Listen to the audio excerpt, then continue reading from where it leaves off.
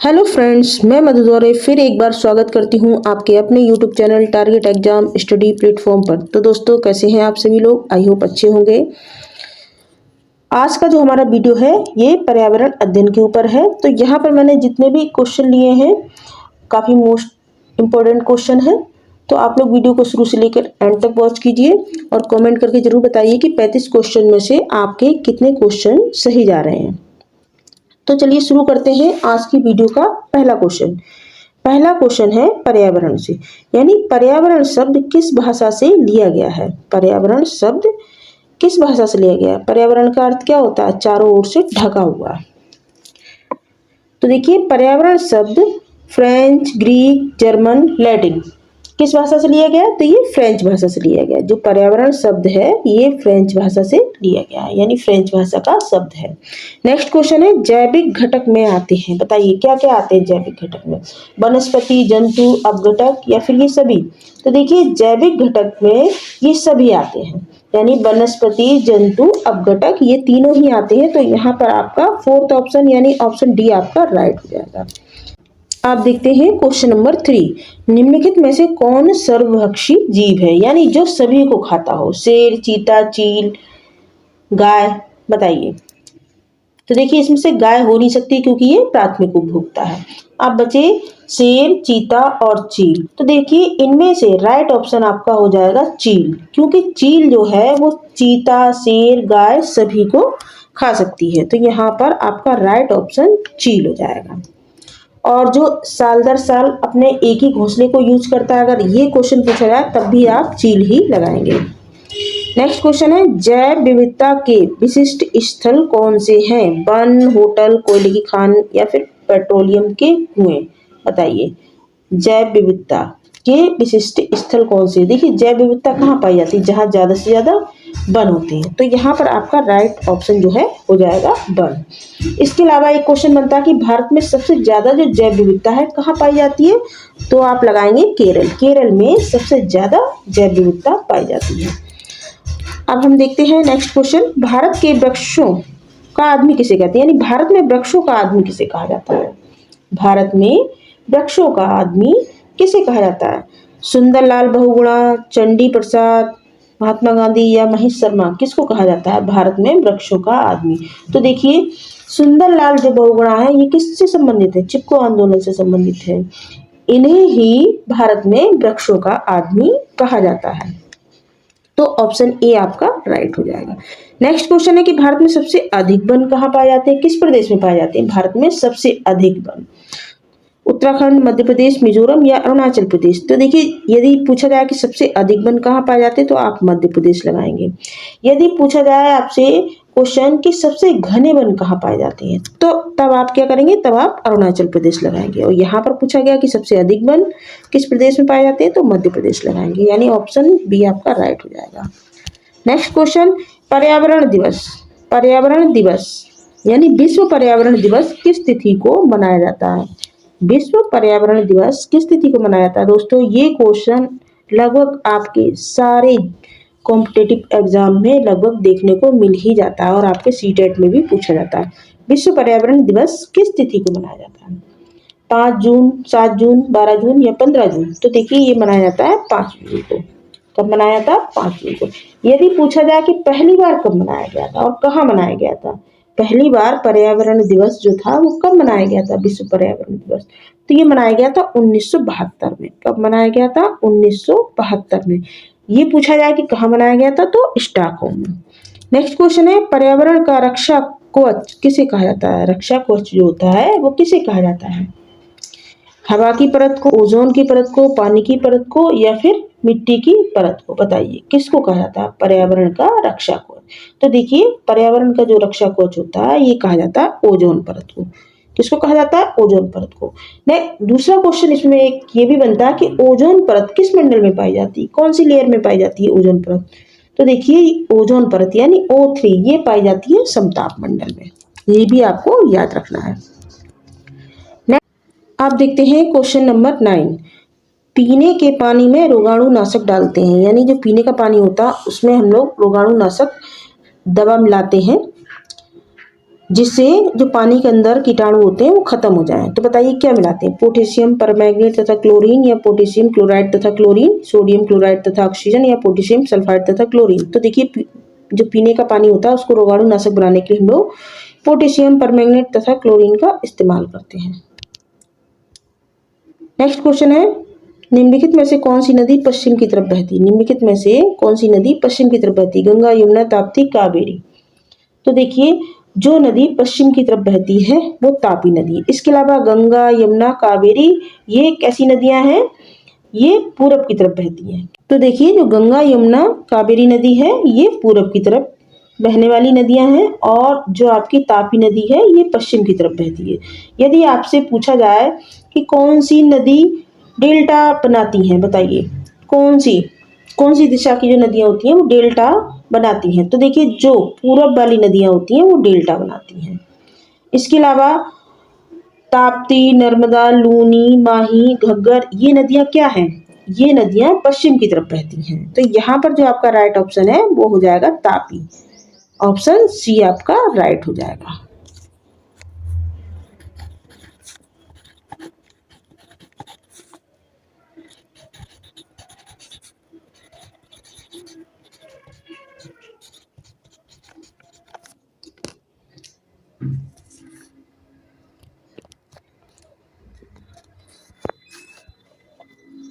अब देखते हैं नेक्स्ट क्वेश्चन, निम्नलिखित में कौन सा यानी निम्नलिखित में कौन सी विशेषता बरगद के पेड़ के जड़ों की नहीं है? नहीं पर आपको ध्यान रखना है, ऐसी विशेषता जो बरगद के पेड़ की नहीं है वो बतानी है। पहला है ऑप्शन की जड़ें शाखाओं से नीचे लटकती हैं, इससे जमीन के भीतर जड़ें होती हैं, इसमें जमीन के भीतर जड़ें होती हैं और जड़ें भोजन का भंडारण करती हैं, जड़ें खंभों की तरह पेड़ों की सहायता प्रदान करती हैं। बताइए कौन सी इसमें ऐसी विशेषता है जो बरगद के पेड़ की नहीं है? तो देखिए जड़ें शाखाओं से नीचे लटकती हैं, बिल्कुल सही है। इसमें जमीन के भीतर जड़ें होती हैं, ये भी बिल्कुल सही है। जड़ें खंभों की तरह पेड़ों को सहायता प्रदान करती हैं, बिल्कुल सही है। लेकिन जो सही नहीं है वो ये है कि जड़ें भोजन का भंडारण करती हैं, ये गलत है बरगद के पेड़ के बारे में। तो यही ऑप्शन आपका राइट हो जाएगा। नेक्स्ट है कि रेखा की माँ पानी में फिटकरी डालती है, बताइए क्यों डालती है? पानी को रंग रहित करने के लिए, कठोर जल को मृदुल जल में परिवर्तित करने के लिए, या हल्के निलंबित अपद्रव्यों को अपसादित करने के लिए, या पानी में मौजूद जो रोगाणु होते हैं उनको खत्म करने के लिए। बताइए रेखा की माँ पानी में फिटकरी डालती है, क्यों डालती है? तो देखिए हल्के जो निलंबित अपद्रव्यों को अपसादित करने के लिए रेखा की माँ जो है वो पानी में फिटकरी डालती है। तो यहाँ पर ऑप्शन सी आपका राइट हो जाएगा। नेक्स्ट क्वेश्चन है, कछुआ संरक्षण परियोजना कब आई थी? कछुआ संरक्षण परियोजना कब आई थी? 1986 में, 1987 में, 1990 या 1981 में? तो देखिए कछुआ जो परियोजना है ये 1987 में आई थी। 1986 में क्या हुआ था? 1986 में तो देखिए 1986 में पर्यावरण संरक्षण दिवस मनाया जाता है 1986 में। नेक्स्ट क्वेश्चन है, पराबैंगनी जो किरणें होती हैं वो किस प्रकार के कैंसर का कारण बनती हैं? गुर्दे संबंधी, त्वचा संबंधी, मस्तिष्क या फेफड़े? तो देखिए पराबैंगनी जो किरणें होती हैं ये त्वचा संबंधी जो कैंसर होता है उसका कारण बनती है। तो ऑप्शन बी आपका राइट हो जाएगा। नेक्स्ट क्वेश्चन है, चिकित्सीय कचरा किस रंग के कूड़ेदान में डाला जाता है? पीला, नीला, लाल, हरा। यानी जो अस्पतालों से कचरा निकलता है उसको किस रंग के कूड़ेदान में डाला जाता है? तो उसको डाला जाता है लाल रंग के डिब्बे में। इसके अलावा सूखा कचरा और गीला कचरा यदि पूछा जाए कि किस रंग के डिब्बे में डाला जाता है, यानी नगर निगम की ओर से जो डिब्बे जारी किए गए हैं कि इसमें आपको सूखा कचरा डालना है, इसमें गीला डालना है, तो बताइए उनका क्या रंग होता है? सूखे कचरा और गीले कचरे के लिए किस रंग के डिब्बों का इस्तेमाल होता है? तो देखिए नीला जो होता है डिब्बा वो सूखे कचरे के लिए होता है। नीला कैसा होता है? वो होता है सूखे के लिए। और जो आपका हरा होता है, जो हरा होता है ये होता है गीले के लिए। किसके लिए? गीले, यानी गीला कचरा के लिए। नेक्स्ट क्वेश्चन है, मनुष्य की त्वचा सबसे मोटी होती है। मनुष्य की जो त्वचा होती है मोटी होती है कहाँ पर? हथेली पर, तलवे पर, सिर पर या पेट पर? तो देखिए सबसे मोटी जो त्वचा होती है वो होती है तलवे पर। अब देखते हैं क्वेश्चन नंबर 17, निम्न में से कौन सा सांप जहरीला नहीं है? कोबरा, वाइपर, कोरल स्नेक या अजगर? यहाँ पर आपसे पूछा गया कौन सा जहरीला नहीं है। देखिए भारत में 4 तरह के जहरीले सांप पाए जाते हैं। यहाँ पर पूछा गया कौन सा जहरीला नहीं है, कोबरा, वाइपर, कोरल स्नेक और अजगर। तो देखिए यहाँ पर राइट आंसर आपका हो जाएगा अजगर। अजगर जहरीला नहीं है। इसके अलावा ये तीनों ही जहरीले सांप में आते हैं। नेक्स्ट क्वेश्चन है, भारत में सड़क निर्माण हेतु कोयले के किस प्रमुख रूप का प्रयोग किया जाता है? डायनामाइट, डामर, बिटुमिनस या एंथ्रासाइट। तो देखिए डामर, सड़क निर्माण हेतु डामर का यूज किया जाता है। नेक्स्ट क्वेश्चन है, भारत के किस राज्य में बांस के बर्तन बनाए जाते हैं? मिजोरम, नागालैंड, सिक्किम या असम। किस राज्य में बनाए जाते हैं बांस से बर्तन? जैसे कप, जग, ये सब बांस से ही बनाए जाते हैं। बताइए कहाँ पर बनाए जाते हैं? तो ये बनाए जाते हैं मिजोरम में, यानी ऑप्शन ए आपका राइट हो जाएगा। नेक्स्ट क्वेश्चन है कि सर्वाधिक शोर व धुआं कहाँ पर होता है? कारखाने के पास, राजमार्ग के पास, सड़क के पास या भट्टे के पास। देखिए हर बार एग्जाम में 1-2 क्वेश्चन यानी 2-3 क्वेश्चन आपको ऐसे देखने को मिल जाएंगे जो आपके सेंस पर आधारित होंगे, यानी बच्चे अपने दिमाग से सोचकर कर सकते हैं उसको आराम से। यहाँ पर पूछा गया कि सर्वाधिक शोर व धुआं कहाँ पर होता है? कारखाने के पास, राजमार्ग के पास, सड़क पर, भट्टे के पास। तो ये लोग आप लोग सोच के कर सकते हैं कि सबसे ज़्यादा जो शोर और धुआं होता है तो वो राजमार्ग यानी सड़कों पर सबसे अधिक आपको शोर और धुआं देखने को मिलेगा। नेक्स्ट क्वेश्चन, निम्नलिखित पक्षियों में सबसे बड़ा घोंसला किसका होता है? फाख्ता, चील, कौवा, बसंत गौरी। सबसे बड़ा घोंसला पूछा गया, कौन सा पक्षी बनाता है? तो देखिए सबसे जो बड़ा घोंसले की बात की जाए तो वो होता है चील का। किसका होता है सबसे बड़ा घोंसला? चील का होता है।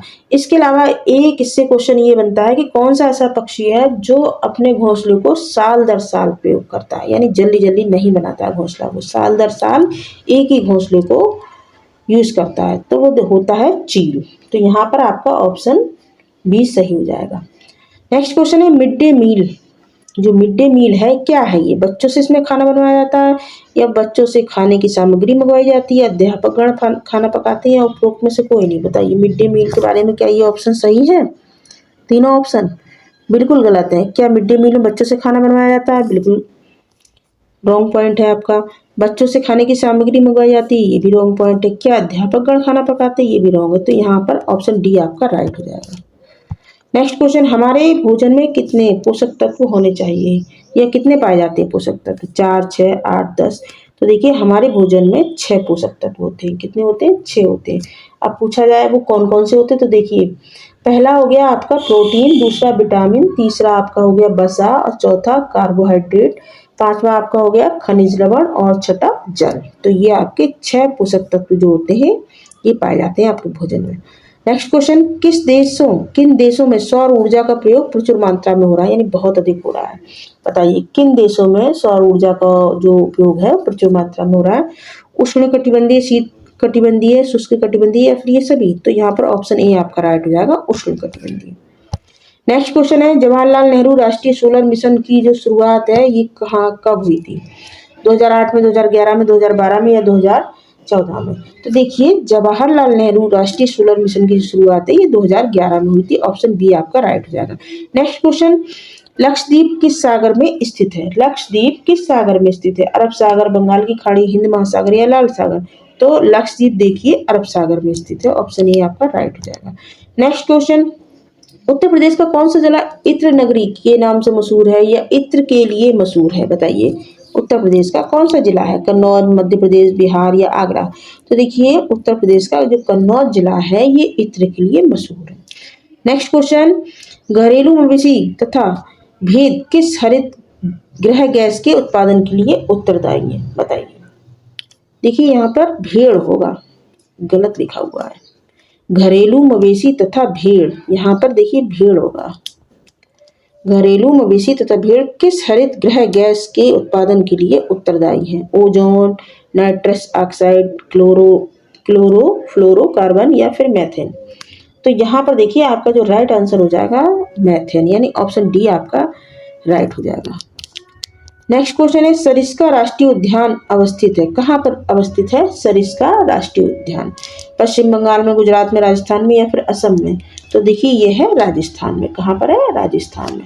नेक्स्ट क्वेश्चन है, WWF से आशय क्या है? क्या अर्थ है इसका? World wide fund, world war fund, या वर्ल्ड वाइल्ड लाइफ फंड, या वर्ल्ड वॉच फंड। देखिए ये क्वेश्चन बहुत अधिक बार आ चुका है आपके एग्जाम में, तो ये वेरी वेरी इंपॉर्टेंट क्वेश्चन है, स्टार मार्क कर लें। क्या होता है इसका अर्थ? WWFC, तो इसका होता है वर्ल्ड वाइल्ड लाइफ फंड।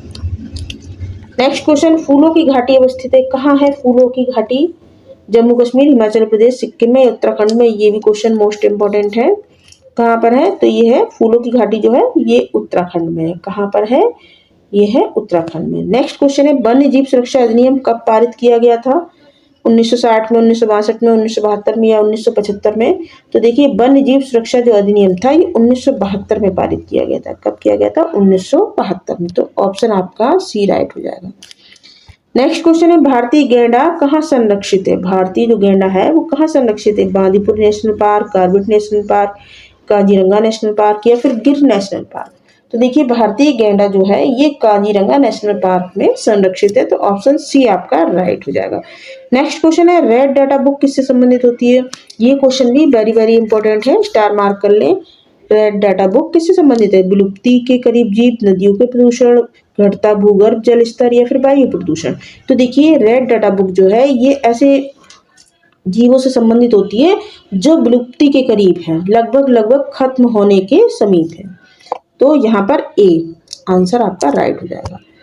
16 घास स्थल कहाँ पाए जाते हैं? देखिए ये आपकी इस वीडियो का सबसे लास्ट क्वेश्चन है। 16 घास स्थल कहाँ पाए जाते हैं? हिमाचल, पश्चिमी घाट, पूर्वी घाट, या विंध्याचल? कहाँ पाए जाते हैं? तो ये पाए जाते हैं पश्चिमी घाट में। 16 घास स्थल हैं ये पश्चिमी घाट में पाए जाते हैं। कहाँ पाए जाते हैं? पश्चिमी घाट में पाए जाते हैं। सो फ्रेंड्स, वीडियो आपको कैसा लगा? वीडियो अच्छा लगा हो तो इसको एक लाइक करें और चैनल को सब्सक्राइब कर लें। जो भाई बहन पहली बार जुड़ रहे हो वो भी चैनल को सब्सक्राइब कर लें। यहाँ पर आपको सीटेट से संबंधित, इसके अलावा अन्य और एग्ज़ाम भी, अगर आप किसी तैयारी कर रहे हैं यूपी टेट की या फिर बीएड की, तो उससे संबंधित भी वीडियो आपको प्लेलिस्ट में मिल जाएंगी, आप लोग चेक कर सकते हैं। Thank you.